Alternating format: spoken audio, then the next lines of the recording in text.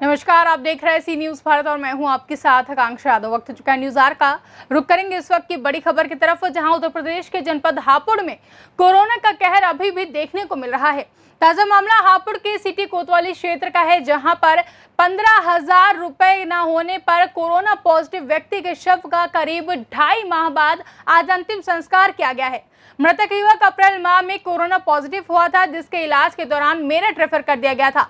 मेरठ में इलाज के दौरान व्यक्ति की मौत हो गई थी, जहां उस दौरान व्यक्ति की पत्नी से अस्पताल में उपस्थित डॉक्टरों द्वारा कहा गया कि अंतिम संस्कार के लिए शव देने के लिए 15,000 रुपए लगेंगे, तब शव दिया जाएगा, वरना हम लोग ही अंतिम संस्कार कर देंगे। इसके बाद पत्नी पैसे का इंतजाम करने हापुड़ आ गए, किंतु उससे शव के लिए 15,000 का इंतजाम नहीं हो सका और उसने अस्पताल द्वारा अंतिम संस्कार की बात सोचकर शव लेने नहीं गई और हापुड़ से अपने 2 बच्चों को लेकर अपने गांव चली गई।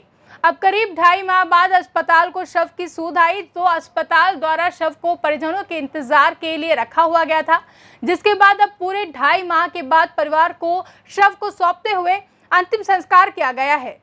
हापुड़ स्वास्थ्य विभाग ने 3 दिन पहले शव को जीएस मेडिकल कॉलेज में रखवा दिया और प्रशासन के सहयोग से परिजनों को ढूंढने लगे। आज जब परिजनों को पता चला तो परिजनों को शव दे दिया गया और एक एनजीओ के माध्यम से शव का अंतिम संस्कार करा दिया गया। लेकिन इस मामले में हापुड़ सियासी प्रभारी डॉक्टर दिनेश खत्री का कहना है कि मृतक का भाई को मेरठ के अस्पताल से पॉजिटिव की बात बताई गई थी, लेकिन वह यह बात सुनकर भाग गया था और तब से अब तक अपना मोबाइल भी स्विच ऑफ किया हुआ था। लेकिन अब मृतक के मकान मालिक और उसकी पत्नी को ढूंढकर शव उनके सुपुर्द कर दिया गया है और शव का अंतिम संस्कार भी एक एनजीओ के माध्यम से करा दिया गया है। लेकिन जब मृतक के मासूम बच्चे और पत्नी जब शमशान पर अंतिम संस्कार के लिए आई तो उनके आंसू रोके न रुक रहे थे। हालांकि अस्पताल कोरोना से मृतक का शव ज्यादा दिनों तक नहीं रखा जाता है, लेकिन इस मामले में एक बार फिर स्वास्थ्य व्यवस्थाओं पर सवाल खड़े हो गए हैं। गुड़िया जी, आज आप शमशान घाट यहाँ आई हैं, तो क्या मामला है? अपने पति को लेके आई हूँ। क्या हुआ था उन्हें? उनकी तबीयत खराब थी जी। हम सरकारी में ले गए थे 13 तारीख में।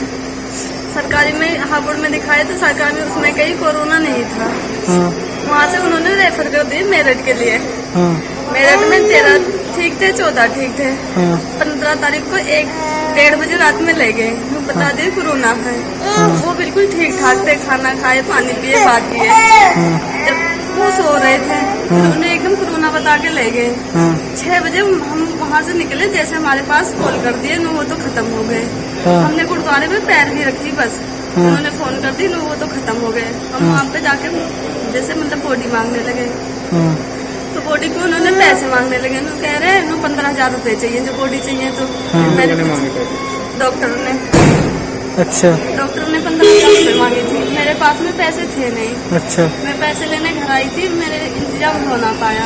अच्छा। तो उन्होंने फोन कर दी कि मतलब हम अंतिम संस्कार कर देंगे। हाँ। अब हमें तो मालूम नहीं था, इसलिए हम घर चले गए थे। हाँ। तो जब अब पुलिस वालों को फोन आया, जब मैं आई यहाँ पे।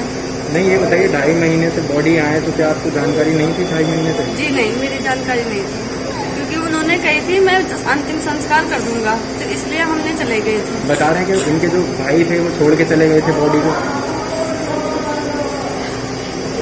वो भाई पैसे मांग रहे थे, इसलिए छोड़ के चले गए थे। पैसे नहीं थे हमारे साथ पास। हमारे पास पैसे होते तो हम लेके ना आते।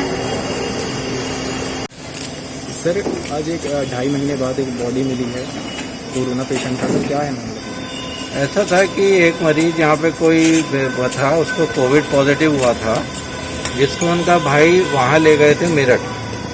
मेरठ में इनका भाई इनको छोड़ के, जैसे पता चले कोरोना का मरीज है, इसको वहाँ से छोड़ के चला गया था, किंतु इलाज के दौरान प्रयासों के बाद बचा, इनकी वहाँ डेथ हो गई थी। जब कोई बॉडी को वहाँ लेने नहीं आया तो उसकी सूचना हमारे सीएमओ कार्यालय में सीएमओ मैम को मिली, तो सीएमओ मैम ने वहाँ से उस बॉडी को मंगवा कर यहाँ जीएस मेडिकल कॉलेज के मोर्चरी में रखवा दी गई और इनके परिवारजनों को ढूंढना शुरू कर दिया गया। काफ़ी प्रयास किए गए, जो नंबर हमारे पास था वो नहीं प्राप्त हुआ, किंतु जब प्रशासन और पुलिस की मदद ली गई तो पुलिस ने पूरी तहकीकात करके और इनका सर्विलेंस पे लगा के तब ये जाके पता चला कि ये लोग इसको छोड़ के मतलब बिहार जा चुके हैं। अब इनके परिवारजनों से संपर्क करके इन्हें बुलाया गया और उस बॉडी को इन्हें हैंड ओवर कर दिया गया है और इसमें एक यहाँ की नीट फाउंडेशन की मदद से इनका दाह संस्कार कराया जा रहा है, क्योंकि नीट फाउंडेशन ने ही यहाँ पर जो भी इस तरह के व्यक्ति होते हैं जिन पे पैसा नहीं होता, वो नहीं होता, तो दाह संस्कार की जिम्मेदारी वो ले लेते हैं और उनकी प्रेजेंस में दाह संस्कार कराया जा रहा है, जिसमें इनके परिवारजन भी हमारे साथ हैं। हापुड़ से सी न्यूज संवाददाता रुस्तम सिंह की रिपोर्ट। फिलहाल के लिए इतना ही। देश और दुनिया की तमाम बड़ी खबरों के लिए देखते रहें सी न्यूज भारत।